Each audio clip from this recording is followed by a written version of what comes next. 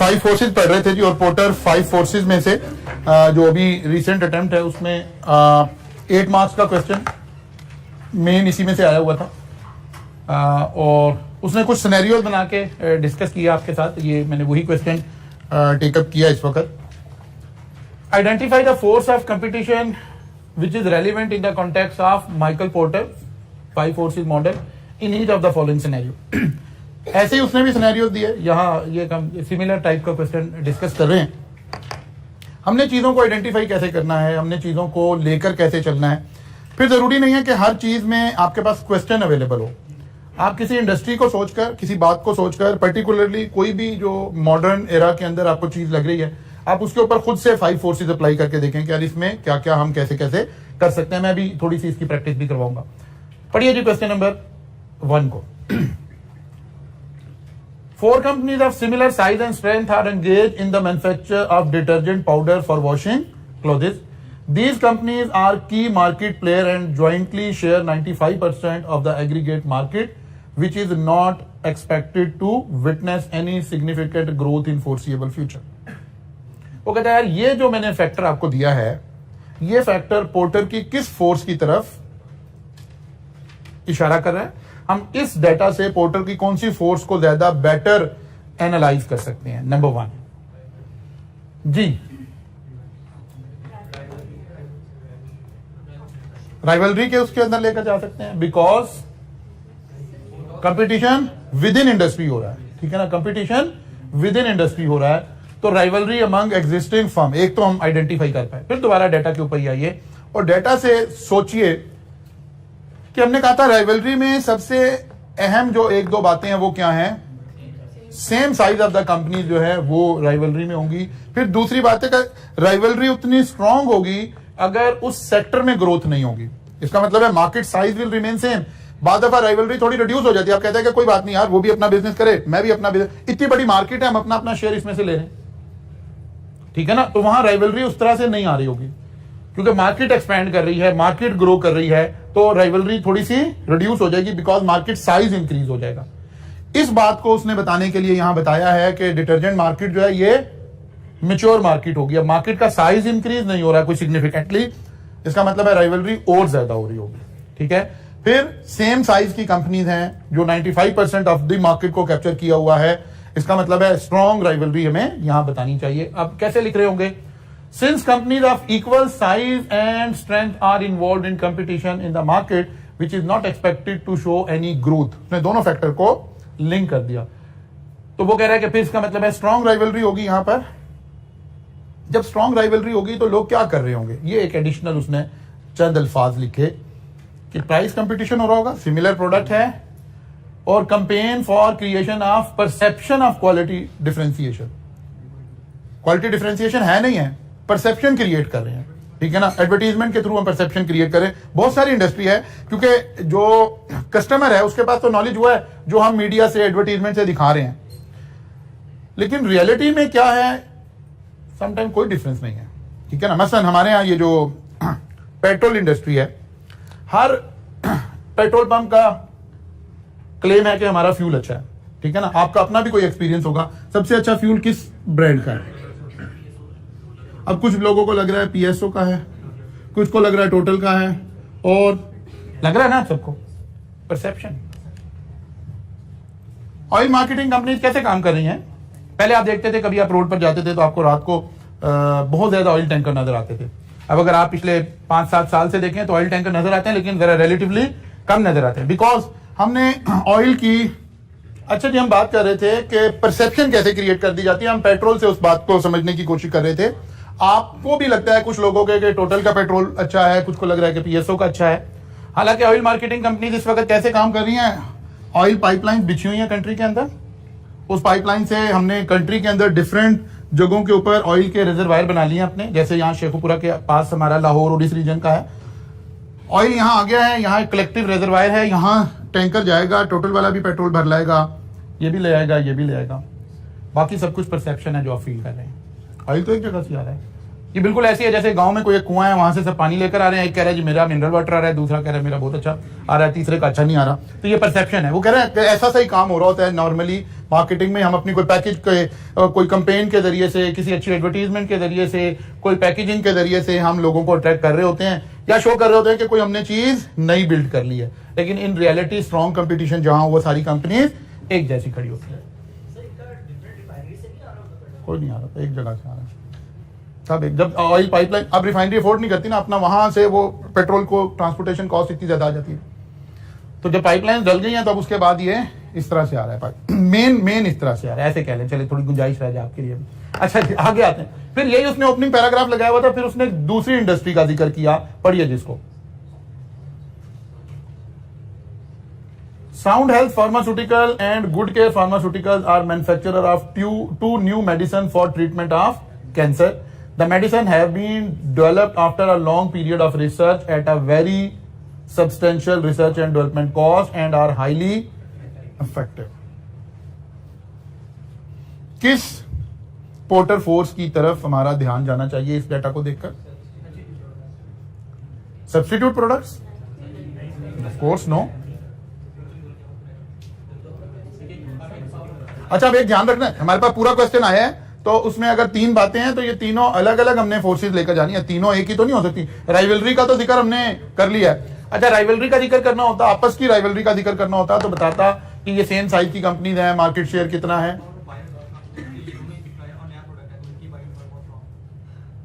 अच्छा, bargaining power of supplier, हमने normally जरा तवज्जो करें, हमने इस बिजनेस पर इधर तवज्जो करें, इस बात को भी सोचें, जब हम जिस बिजनेस का जिक्र कर रहे हैं इसके इर्द गिर्द 5 फोर्सेस देखनी है ना, इसको खुद फोर्स नहीं बनाना। अगर हमने सप्लायर की पावर देखनी है तो ये तो जिनसे ये रॉ मटेरियल खरीद रहे हैं वो तो उनकी पावर देखनी थी। बात समझ आ रही है? ये खुद सप्लायर बन के नहीं हमने सोचना, इस बिजनेस के ऊपर तो हम अप्लाई कर रहे हैं ना। जब हम राइस के ऊपर लगा रहे होंगे तो राइस को नहीं कंसीडर करना, ये 5 फोर्सेस राइस से बाहर होंगी। जी सोचिए, शाबाश। Bargaining power of buyer. अब क्या बार्गेनिंग पावर ऑफ बायर यहां हम डिस्कस करें?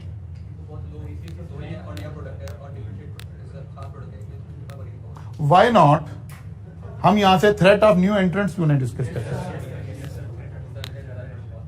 रिसर्च एंड डेवलपमेंट को, वही जो बुलेट्स पॉइंट हैं, आप जब उनको पढ़ेंगे वहां से आपको क्लू मिला करेगा कि मुझे यहां क्या सोचना चाहिए। ठीक है ना? Threat of new entrants. लेकिन थ्रेट ऑफ न्यू एंट्रेंट्स के अंदर हमने 1-2 बातों को ख्याल रखकर माइल्ड करके बात करनी है। अच्छा, जरूरी नहीं है एग्जाम में, बल्कि बिल्कुल भी जरूरी नहीं है, इससे अदरवाइज स्ट्रेटजी हमेशा ज्यादा मार्क्स देगी आपको। यहां हमने ये नहीं बताना कि ये थ्रेट हाई है कि लो है, कोई कंक्लूसिव बात करना जरूरी। हम कुछ बातों को कह के कहेंगे इससे लगता है हाई है, लेकिन इससे लगता है कि इतना ज्यादा हाई नहीं है, ये भी बात कर सकते हैं, इसके भी पूरे मार्क्स मिलेंगे। लॉजिकल रिलेशनिंग करनी है उन पॉइंट से। अगर आप वापस चले जाएं, थ्रेट ऑफ न्यू एंट्रेंस वाली स्लाइड अपने पास ओपन कर लें, इनमें से कोई पॉइंट पकड़कर हमने लॉजिकल लिंकिंग करनी है उसकी सिर्फ। अब नॉर्मली फार्मास्यूटिकल इंडस्ट्री, अब तो वो आई कैप थोड़ा सा बेस तो अपने पीछे से बनाकर अब चल रहा है ना आपको, आप तो वो पढ़ के नहीं आए, I2B भी पढ़ाया जा रहा है ना अब आपको पीछे बच्चों को, इंट्रोडक्शन टू बिजनेस। वहां 5 इंडस्ट्रीज का एक बेसिक नॉलेज दिया जा रहा है कि यार ये इंडस्ट्रीज क्या होती हैं, इसमें किस तरह की टर्म्स इस्तेमाल होती हैं। मतलब उसके अंदर वापडा यानी पावर इंडस्ट्री आपको पढ़ाई जा रही है, टेक्सटाइल इंडस्ट्री पढ़ाई जा रही है, फार्मास्यूटिकल इंडस्ट्री पढ़ाई जा रही है, ऑयल मार्केटिंग कंपनी पढ़ाई जा रही है, ताकि जब ये बच्चा अब नई रिवाइज स्कीम में जब यहां पहुंचेगा तो फिर ये थोड़ा सा बेटर बातें समझ भी सकेगा यहां में कहीं ना कहीं। अब ये क्योंकि फार्मास्यूटिकल का जिक्र हो रहा है तो हमें पता चलना चाहिए कि यार ये बड़ा रेगुलेटरी किस्म का बिजनेस है। यहां आप कोई प्रोडक्ट डेवलप भी कर लेते हैं ना, तो जब तक हमारा वो क्या है इदारा, नहीं पेटेंट नहीं, वो जो हमारा मेडिकल एसोसिएशन का जो इदारा है, नहीं पीएमडीसी तो ना, जब मैं अब आपको नाम याद आना चाहिए, जब ये कोविड चल रहा था तो मेरे भी नाम ध्यान से निकल जा रहा है, जब ये वेंटिलेटर की अप्रूवल का मसला चल रहा था तो उन दिनों में उसका बड़ा नाम आ रहा था इदारा, वो हमारा वो इदारा जो मेडिसिन को या किसी इक्विपमेंट को अप्रूव करता है, मेरे नाम ध्यान में नहीं आ रहा, भी आ जाता है। उस इदारे की बगैर अप्रूवल के मेडिसिन भी नहीं ले नैब को तो अब जरा स्ट्रीमलाइन कर रहे हैं, नैब क्या करते हैं। अच्छा जी, अब यहां हो सकता है हमारा आंसर एग्जामिनर के आंसर से बिल्कुल डिफरेंट हो, हमारी लॉजिक एग्जामिनर की लॉजिक से डिफरेंट होनी चाहिए, दैट्स इट, ठीक है ना। तो उसने कहा ये दो ही लोग हैं, high research and development cost भी चाहिए, फिर अप्रूवल्स भी चाहिए होंगी, लाइसेंसिंग भी चाहिए होगी, तो हम कह सकते हैं कि threat of new entrants medium to low है या हाई टू मीडियम है, यानी कम बताना चाह रहे हैं, इसकी टर्म्स हम ऐसे इस्तेमाल कर सकते हैं। अच्छा, हो सकता है एग्जामिनर ने यहां व्यू ये लिया हो कि यार फार्मास्यूटिकल है, जो एस्टेब्लिश्ड कंपनीज होंगी, एक मेडिसिन जो कि इन्वेंट हो गई है, वो फौरन इसको रेप्लिकेट कर लेंगे, और क्योंकि इस बिजनेस में प्रॉफिट है तो थ्रेट ऑफ न्यू एंट्रेंट्स हमेशा मौजूद है, बिकॉज प्रॉफिटेबल बिजनेस है। सिमिलर प्रोडक्ट आ जाएगी ना, एक चीज इन्वेंट हो गई है, बस अब तो लोगों ने, क्योंकि जो टेक्नोलॉजी है वो तो रेप्लिकेट होकर अल्टीमेटली चली जानी है ना। अब देखना है कि एग्जामिनर ने क्या मौकफ लिया, हम क्या ले रहे हैं, दोनों मौकफ ठीक हो सकते हैं। हम फोकस करते हैं किसको, high research and development cost को, ठीक है ना, और research and development time frame को, इसकी लाइसेंसिंग को, तो हम कह देंगे कि थ्रेट क्या है, लो है। हो सकता है एग्जामिनर ने इससे रिवर्स वाली बात की हो कि फार्मास्यूटिकल कंपनीज में प्रॉफिट मार्जिन बहुत ज्यादा हैं, जो भी स्टैब्लिश कंपनीज होंगी वो एंट्री मारेंगी। अब ये दोनों मौका बिल्कुल ठीक है, आपने दो बच्चों ने बिल्कुल अलग अलग अपोजिट आंसर लिखे हुए, दोनों ठीक है, दोनों को मार्क्स मिल रहे होंगे। देखते हैं एग्जामिनर ने क्या आंसर दिया। Since the market has significant growth prospects and present firms are earning lucrative profit, the word would be strong attractive for the, वो उधर ही प्रॉफिट की तरफ उसको ले गया कि हाई मार्जिन की इंडस्ट्री है, फिर उसने थोड़ा सा उसको डाइल्यूट किया। Although a new entrant would have to incur huge research and development cost to develop the specialised product, दोनों बातें कर दी। यानी वही कंक्रीट एक बात करना जरूरी नहीं है। आप ये नहीं कह सकते कि सर एक तरफ मैं कह रहा हूं थ्रेट हाई है, एक तरफ कह रहा हूं लो है। एग्जामिनर करके बता रहा है कि नहीं यार, रिलेशनिंग करवाना मकसद है, आपसे ये देखना मकसद है कि आप चीजों को लिंक कर पाएंगे कि नहीं कर पाएंगे। अच्छा जी, चलिए, ये पहला तो वही चल रहा है, ये तीसरा केस आ गया।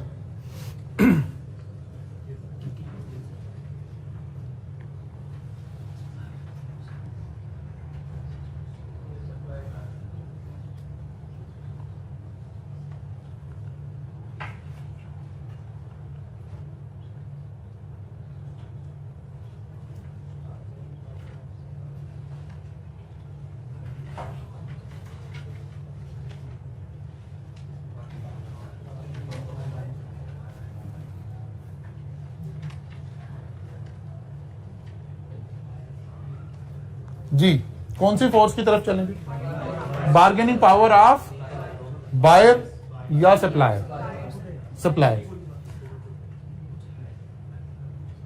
हम अपने एंगल से बात करें कि हमारी एज अ सप्लायर हमारी बार्गेनिंग पावर क्या है, ठीक है।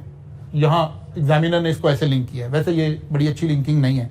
यहां होना क्या चाहिए था, होना चाहिए था बायर की लिंकिंग करनी चाहिए। ज्यादा इफेक्टिव बात कौन सी आएगी, हम बायर के एंगल से डिस्कस करें, क्योंकि जो उसूल है, मॉडल को लगाने का जो उसूल है, जिस बिजनेस का जिक्र हो रहा है उस बिजनेस के सप्लायर को देखना है।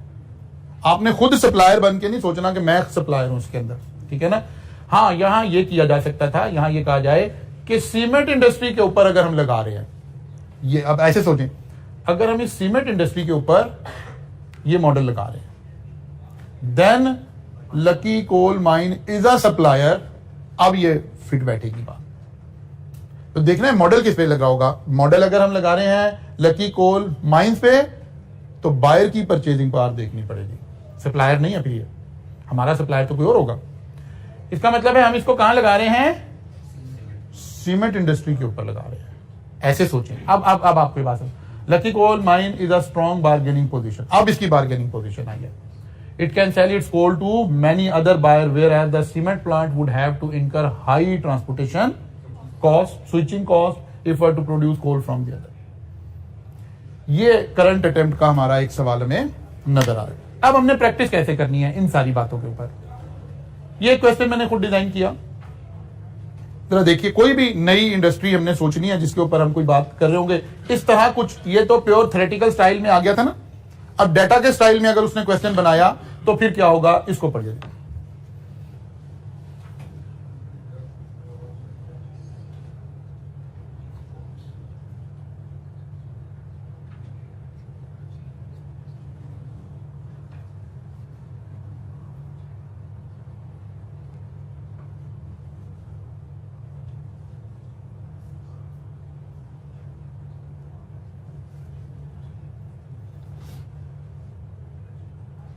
ऐसे सवाल आया और उसने कहा कि जी इसके ऊपर क्या अप्लाई करें, पोर्टर 5 फोर्सेस अप्लाई करें।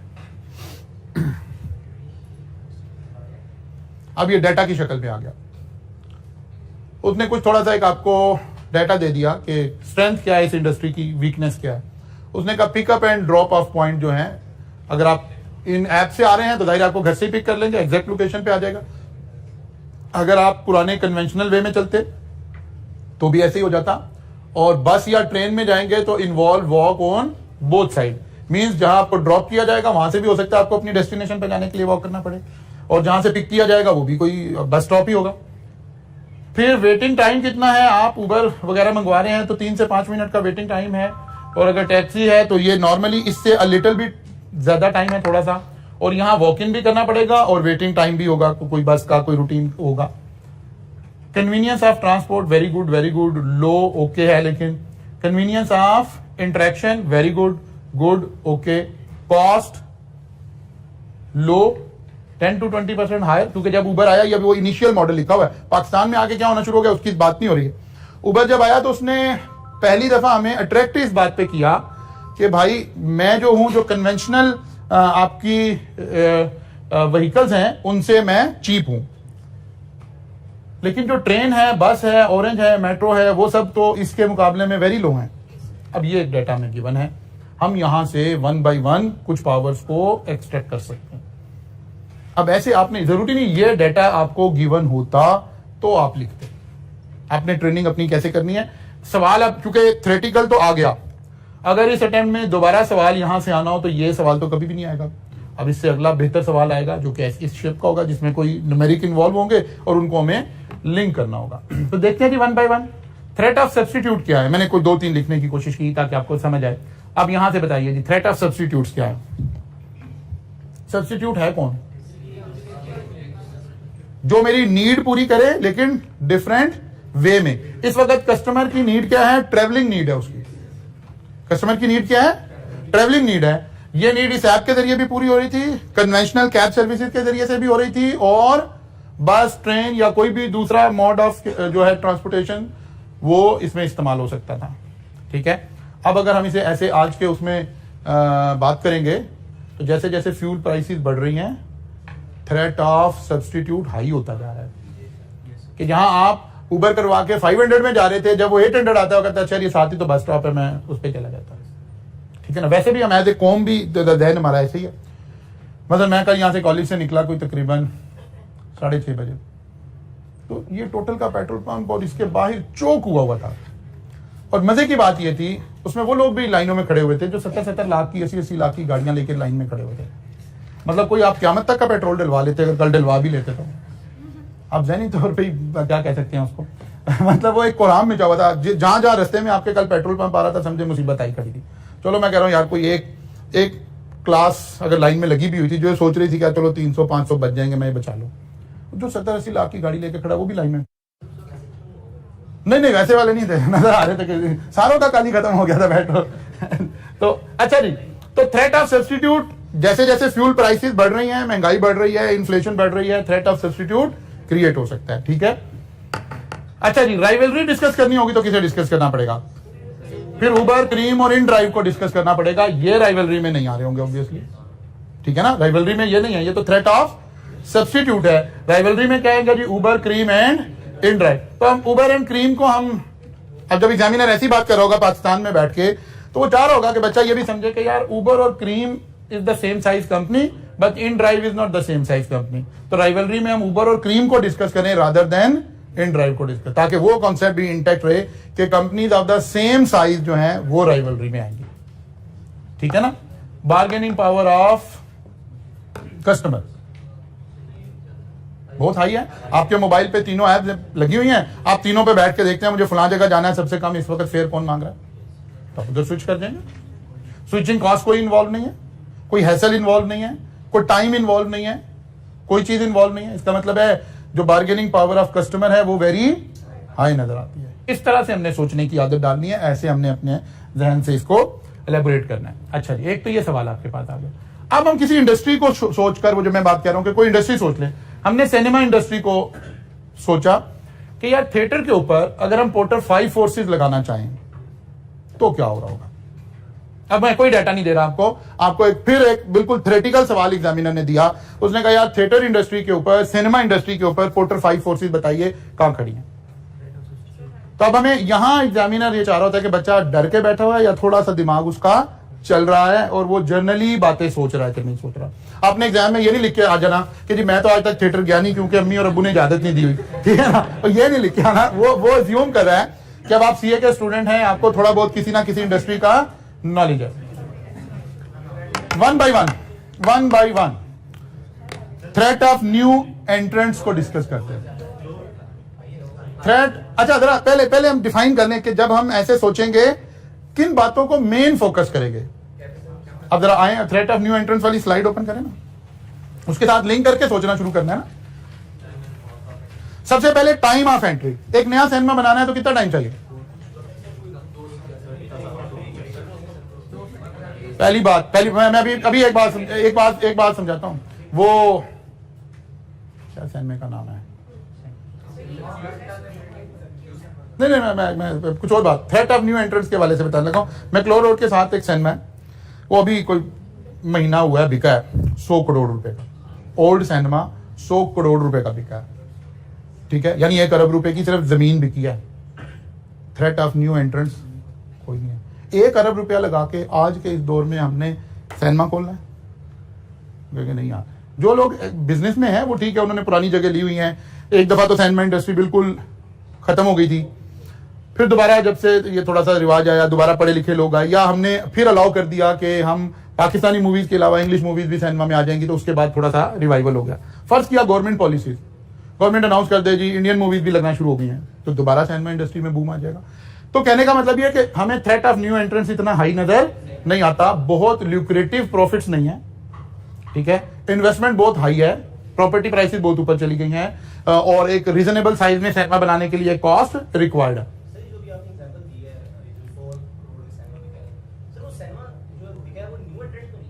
किसी ने नया आना है तो उतनी जगह ही कमर्शियली कितने की अवेलेबल होगी?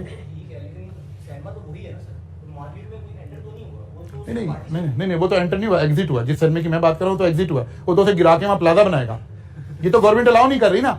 हमारे यहाँ हम कुछ इंडस्ट्री को ना एक अनड्यू शेल्टर दे देते हैं। गवर्नमेंट सिनेमा गिराना अलाउ नहीं कर रही कि ये फिल्म इंडस्ट्री और ये लोग कहते हैं यार हम तो बर्बाद हो जाएंगे।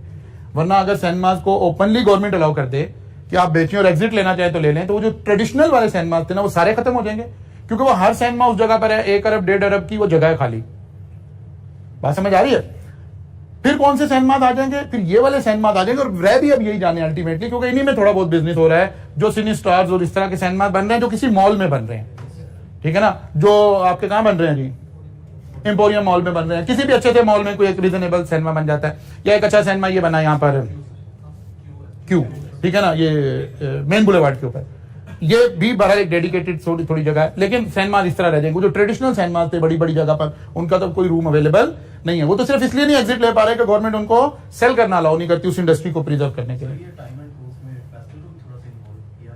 नहीं, वो तो अगर उसने बाउंड कर दिया तो फिर यहीं रहकर करेंगे ना थ्रेट ऑफ न्यू एंट्रेंट्स। मतलब बिल्कुल पाकिस्तान के लिए आ सकते नहीं, जब वो कहेगा ना हमें पोर्टर 5 फोर्सेस, पोर्टर ने इन 5 फोर्सेस को इसमें बिल्ड कर दिया, नाम हमने ऊपर यही रखने हैं, अंदर बात लिंक कर सकते हैं, हाँ बिल्कुल कर सकते हैं। अच्छा जी आगे चले जी, threat of substitute. What is the substitute of this product?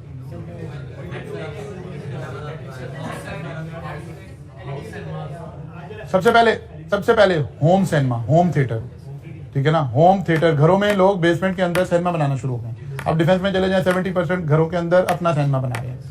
सबसे बड़ा थ्रेट नेटफ्लिक्स, दूसरा बड़ा थ्रेट। तो यहां से हम सब्स्टिट्यूट को डिस्कस करेंगे, ठीक है ना। Rivalry with in same industry, highest level पे राइवलरी होगी, बिकॉज एक ही मूवी सब जगह लगी हुई है, इक्वल प्रोडक्ट चल रही है, ऑलमोस्ट 1 से टिकट है, ठीक है ना। तो राइवलरी अपनी पीक पर होगी, ठीक है। Bargain power of supply, who is supplier? जो फिल्म बनाकर इस एनमे में लाकर आ रहा है. Producers, film makers, they are few in numbers. जब आपकी एक फिल्म हिट हुई है, आपको लेनी है, bargaining power is very high. एक हिट फिल्म आई है, आपने अपने सिनेमा में लगानी है, जो मर्जी पैसे मांग रहा है. सेम फिल्म आपको 2 चैनल से तो मिल नहीं सकती. इसका मतलब है bargaining power of supply is very high. Bargaining power of customer very high के वेरी लो? मीडियोकर. क्योंकि हमने कहा था यार कस्टमर इतना सर पे नहीं चढ़ सकता जब एक कस्टमर को हम मेजर सेल ना कर रहे हो. एक बंदा तो एक टिकट ले रहा है, उसके एक बंदे पे तो डिपेंडेंट नहीं है.